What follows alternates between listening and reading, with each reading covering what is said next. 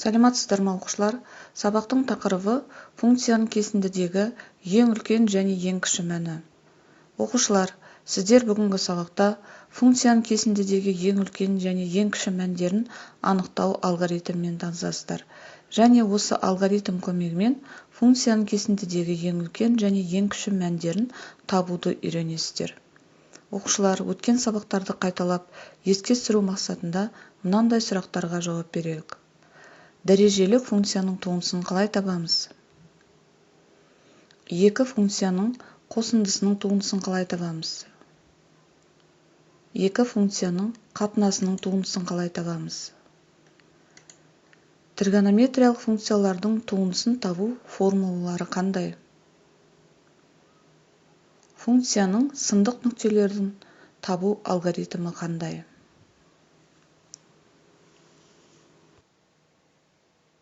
Жақсы, оқушылар, функцияның кесіндідегі ең үлкен және ең кіші мәнін анықтау үшін функциялардың графиктерін қарастырайық.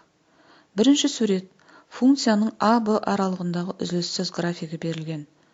Көріп тұрғандарыңдай, функцияның ең үлкен мәні функцияның максимум нүктесі, ал ең кіші мәні функцияның минимум нүктесі. Екінші сурет, тағы да бір функцияның А-Б аралығындағы үзіліссіз графигі берілген.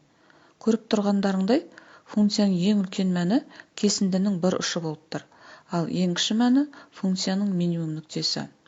Үшінші сурет, функцияның А-Б аралығындағы үзіліссіз графигі берілген. Көріп тұрғандарыңдай, функцияның ең үлкен мәні кесіндінің бір ұшы болып тұр, ал ең кіші мәні кесіндінің екінші ұшы. Төртінші сурет, функцияның А-Б аралығындағы үзіліссіз графигі беріліп тұр. Көріп тұрғандарыңдай, функцияның ең үлкен мәні функцияның максимум нүктесі, ал ең кіші мәні кесіндінің бір ұшы. Оқушылар, осы мысалдардан кез келген функцияның графигіне қарап, кесіндідегі ең үлкен және ең кіші мәнін анықтауға болатынын байқадыңыздар. Функцияның графигін салмай, функцияның кесіндідегі ең үлкен және ең кіші мәнін анықтауға бола ма екен? Осы сұрақтың жауабын бірге іздеп көрелік. Алдымен, көрсетілген мысалдар бойынша кесіндідегі үзіліссіз функциялардың қасиеттерін қарастырайық. Бірінші, егер функция тұйықталған А-Б аралығында үзіліссіз болса, онда осы аралықта функцияның ең үлкен және ең кіші мәндері болатынын байқадыңыздар. Екінші, функция А-Б кесіндісінде өзінің ең үлкен немесе ең кіші мәндерін сандық нүктелерде немесе А-Б кесіндісінің ұштарында қабылдайтынын байқадыңыздар. Үшінші, егер функцияның ең үлкен немесе ең кіші мәні А-Б кесіндісінің ішкі нүктесінде болса, онда ол нүкте міндетті түрде функцияның сандық нүктесі болатынын байқадыңыздар. Енді белгіленуін қарастырайық. Функцияның кесіндідегі ең үлкен мәні f төменгі индекске үлкен деп жазу арқылы белгілейміз, ал ең кіші мәнін f төменгі индекске кіші деп жазу арқылы белгілейміз. Оқушылар, осы айтылған қасиеттерді ескере отырып, А-Б кесіндісінде y-тен fx функциясының ең үлкен және ең кіші мәндерін табу алгоритмін құрастырайық және оны дәптерлеріңізге жазып алыңыздар. Бірінші, функцияның туындысын табу керек. Екінші, функцияның сандық нүктелерін табу керек. Үшінші, табылған сандық нүктелердің арасынан А-Б кесіндісіне тиісті нүктелерді анықтау керек. Төртінші, кесінді ұштары мен кесіндіге тиісті сандық нүктелердегі функцияның мәндерін есептеу керек. Бесінші, табылған мәндердің арасынан ең үлкен және ең кіші мәнді анықтау керек. Сонымен, алдағы уақытта функцияның графигін салмай, функцияның кесіндідегі ең үлкен және ең кіші мәнін осы алгоритм бойынша табамыз. Енді мысал қарастырайық.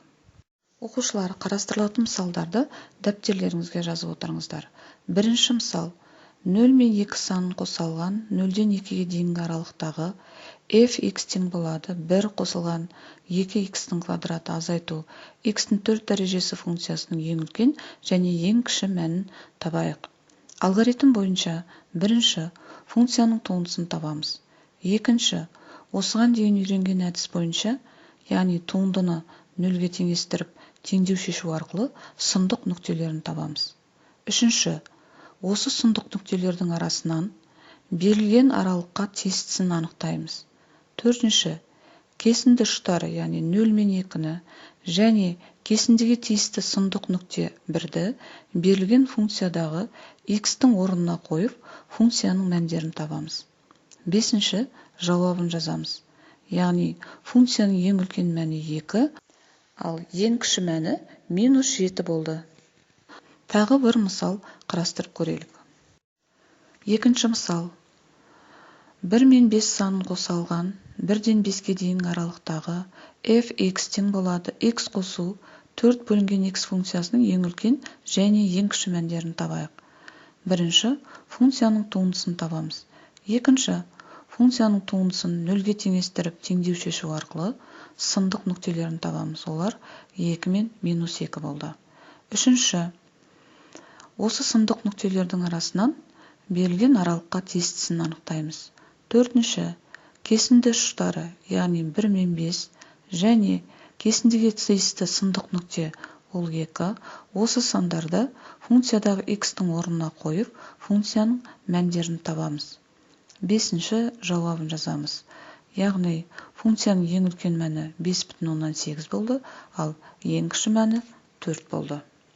Оқушылар, келесі есептерді ұсынылған дескрипторларды пайдалана отырып, өз беттеріңізбен орындап көріңіздер.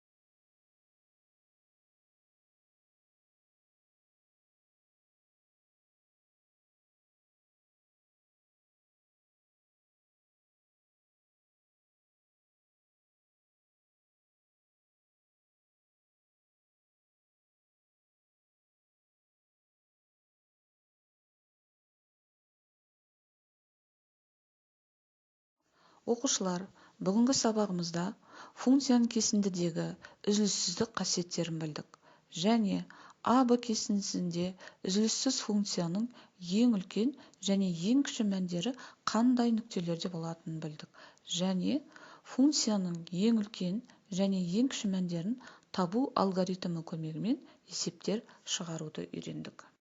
Оқушылар, сабағымды аяқтай келе, өз беттеріңмен жұмыстануға арналған тапсырмалар ұсынамын. Бірінші, оқулықтың 123 бетіндегі 51-10 есеп және қосымша есеп. Осы қосымша есепті шығару барысында ұсынылған дескрипторды қолдануға болады. Оқушылар, тақырыпты толық игеріп, пысықтау үшін алдарыңызда ұсынылған дерек көздерді пайдалануға болады. Сабақ аяқталды. Сау болыңыздар.